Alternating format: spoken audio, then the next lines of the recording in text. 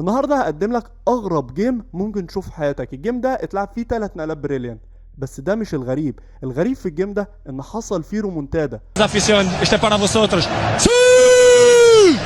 واحد كان بيخسر وكسب باكتر طريقه ممتعه في تاريخ الشطرنج. فيلا بينا نشوف الجيم ده. الجيم ده اتلعب في موسكو روسيا سنة 2008 ومشهور جدا باسم الرومونتادا. اتلعب ما بين واحد اسمه ارنستو وهو اللي بيلعب بالقطعة البيضاء ضد واحد اسمه مورتاز وهو اللي بيلعب بالقطعة السوداء. ارنستو ده روسي ومورتاز ده جنسيته كازاخستاني. المهم ان كانت اخر نقلة للاعب الاسود من الشكل ده انه قدم البدء بتاعه في جي 4، فرد عليه اللاعب الابيض وراح محرك الوزير في الاي 4. فالاسود استغل النقلة دي وقرر انه يقدم البدء بتاعه في الاف 6، بيهدد انه هياكل الحصان. والفكرة هنا انت ما تقدرش تحرك الحصان بتاعك في اي مكان علشان هتخسر الوزير اللي موجود في الاي 4. فاللاعب الابيض ما حركش الحصان بتاعه في اي مكان، ما حركش الوزير في اي حته، وقرر انه يقدم البدء بتاعه في الدي 6.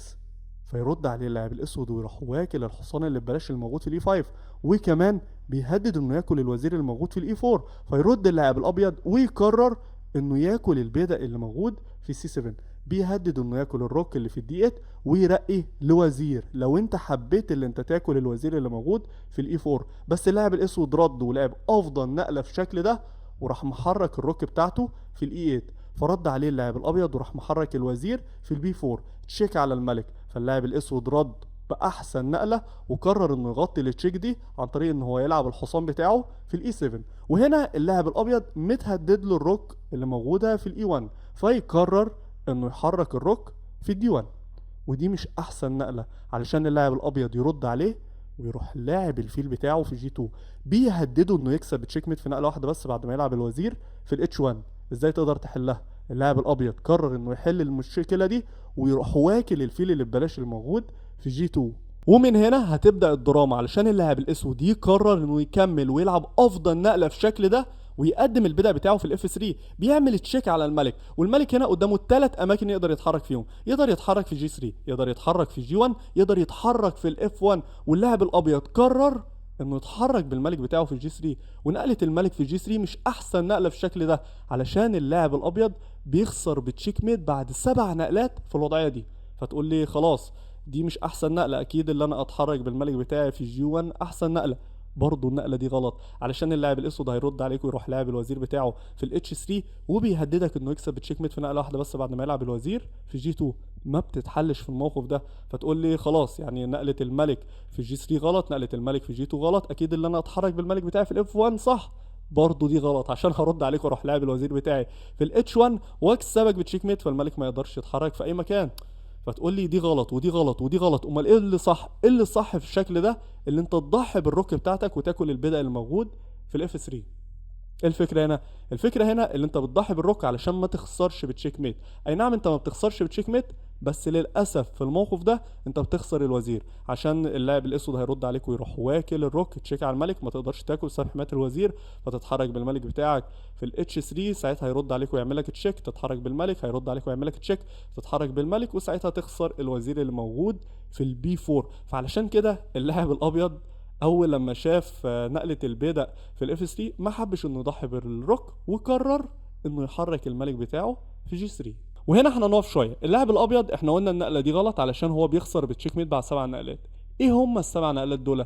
ال7 نقلات اللي انت ترد وتروح لاعب الوزير بتاعك في الاتش 3 تشيك على الملك، فالملك ما عندوش غير مكان واحد بس اللي هو الاف 4. ساعتها يرد عليك وتروح لاعب الوزير في الاتش 2 تشيك على الملك. الملك هنا قدامه مكان واحد بس انه ياكل البيدق، وساعتها ترد عليه وتروح لاعب الوزير في جي 2 تشيك برضه على الملك. الملك قدامه مكانين هنا يقدر يتحرك فيهم. يقدر يتحرك في الاتش 4، ولو اتحرك في الاتش 4 فانت هتديله نقله بريليانت في الشكل ده وتروح مضحي بالروك بتاعتك في الاتش 5. فهو يروح واكل الروك عشان هو ما يقدرش يتحرك في اي مكان، فياكل الروك وساعتها يخسر بتشيك ميت في نقله واحده بس بحمايه البدء الاسطوري اللي موجود في الاف 6.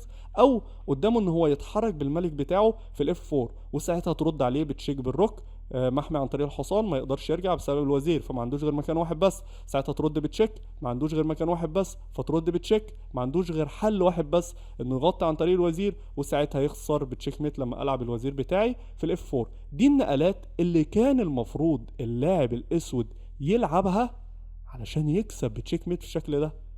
بس اللاعب الاسود ما لعبش الوزير بتاعه في الاتش 3 وبعد كده الاتش 2، وقرر انه يحرك الروك بتاعته في الاف 5. ايه الفكرة هنا؟ الفكرة هنا انه بيهدد انه يكسب تشيك ميت في نقلة واحدة بس بعد ما يلعب الوزير بتاعه في الاتش 3، علشان الملك ما يقدرش يهرب في الاف 4. فانا بهددك ان انا اكسب بتشيك ميت في نقلة واحدة بس، نقلة واحدة، لما العب الوزير بتاعي في الاتش 3.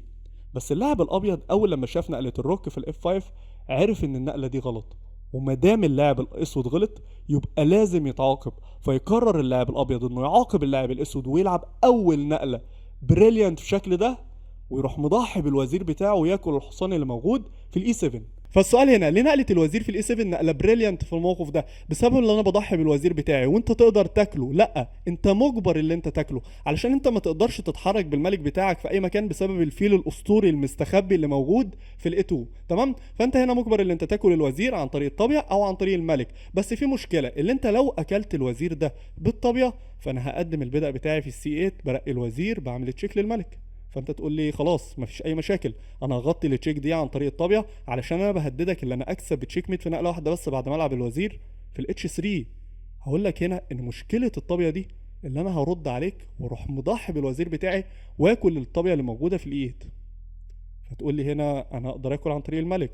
الفكره اللي انت لو اكلت بالملك هرد عليك واروح لاعب الطابيه بتاعتي في الديت، تشيك على الملك، تتحرك بالملك بتاعك في الاي 7، ارد بالطابيه في الدي 7، بتخسر بتشيك ميت في الشكل ده عشان الملك ما يقدرش يتحرك هنا بسبب الفيل الاسطوري اللي موجود في الاي 2. او قدامك اللي انت ما تاكلش الوزير ده بالملك وتروح واكل بالوزير، بس انا هرد عليك واروح لاعب الطابيه بتاعتي في الديت، بعمل بن على الوزير، انت تاكل بقى ده، انا اروح واكل بالطابيه، بتشيك على الملك، تتحرك بالملك بتاعك في اي مكان، انا متقدم عليك بفيل في الشكل ده. فعلشان كده اللاعب الاسود ذكي يعني ما اكلش الوزير ده عن طريق الطابيه وراح اكل بالملك، فكمل اللاعب الابيض ولعب افضل نقله في الشكل ده وراح محرك الطابيه بتاعته في الدي 7، تشيك على الملك.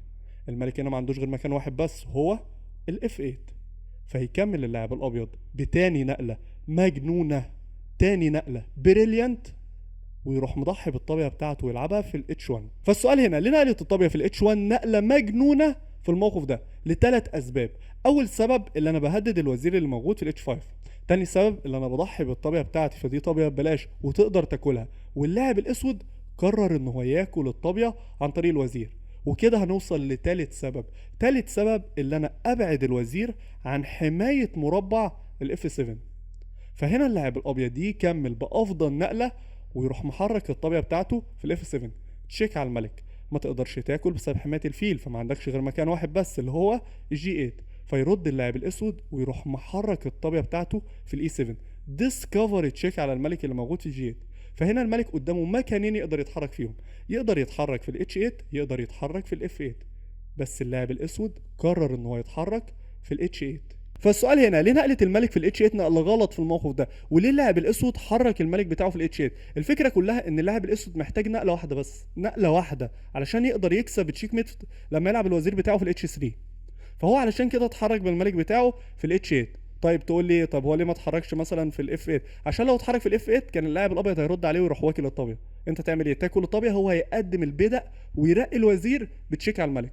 فاللاعب الاسود مش عاوز النقله دي، علشان ساعتها هيقدر يكسب الطابيه اللي في الاف 5، وساعتها مش هيقدر يكسب تشيك ميت عشان الملك هيهرب في الاف 4. فده اللي فكر فيه اللاعب الاسود، فعلشان كده قرر انه يتحرك بالملك بتاعه في الاتش 8. فرد اللاعب الابيض وراح لعب الطابيه بتاعته في الاي 8، تشيك على الملك. الملك راح متحرك في جي 7، فرد اللاعب الابيض وعمل له تشيك، فالملك راح متحرك في الاتش 7. وهنا مفيش اي تشيكات، لو انت اديتني تشيكه بالطابيه بتاعتك في جي 7 انا هروح واكل الطابيه، ولو قدمت البيضه على اساس ان انت بترقي الوزير انا هكسبك بتشيك ميت في نقله واحده بس. بس اللاعب الابيض ما لعبش الطابيه بتاعته في جي 7 وقرر انه يلعب تالت نقله بريليانت في الشكل ده، ويروح مضحي بالطابيه بتاعته ويلعبها في الاتش 8.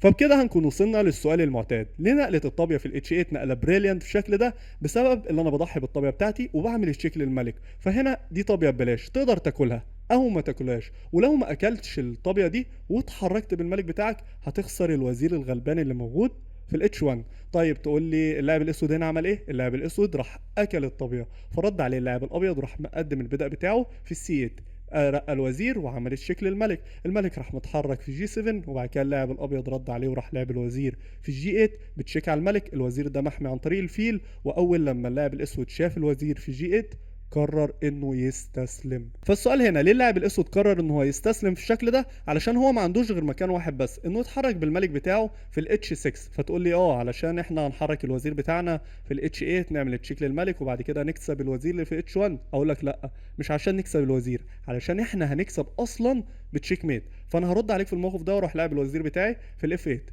تشيك على الملك، تتحرك بالملك اعمل لك تشيك بالفيل، تتحرك بالملك اعمل لك تشيك تاني بالفيل، فتتحرك بالملك اروح مدي لك تشيك بالوزير محمي عن طريق الفيل، فتتحرك بالملك بتاعك في المكان الوحيد اللي هو الاتش 6. فساعتها تخسر بتشيك ميت لما العب الوزير بتاعي في الجي 6 بحمايه الفيل الاسطوري اللي موجود في الاف 7. وبس كده هنكون وصلنا لنهايه الحلقه بتاعتنا. بس طبعا قبل ما نختم الحلقه عاوزين نستفاد من الجيم اللي فات ده. على فكره الجيم ده انا حللته من فتره، من سنه ونص، بس كان شورت كده وظهر قدامي تاني، فعشان كده حبيت اللي انا اعيده تاني بس بطريقه جديده بشرح جديد ونستفاد بيه. اللي انا هديكم ملف اسمه ديفندنج اجينست ميت.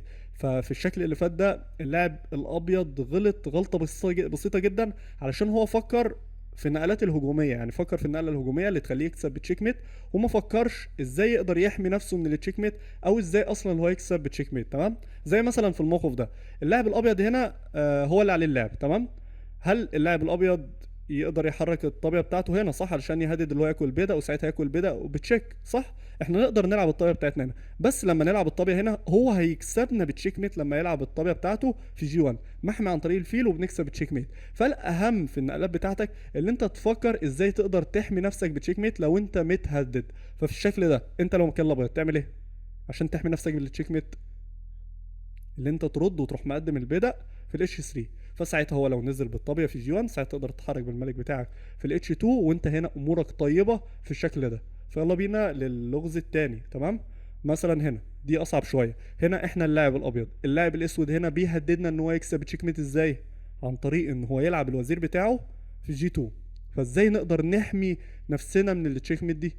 حاول تفكر. هعتبر انت وقفت الفيديو وفكرت.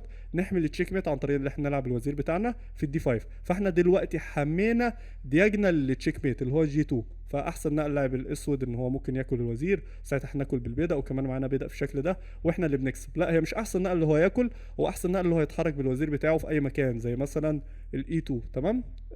فدي من نقلات. يلا بينا للغز الثالث. تمام، احنا هنا اللاعب الاسود. تقدر تقول لي اللاعب الابيض بيهددنا اللي احنا نكسب بتشيك ميت ازاي؟ اللي هو يكسب يعني بتشيك ميت ازاي؟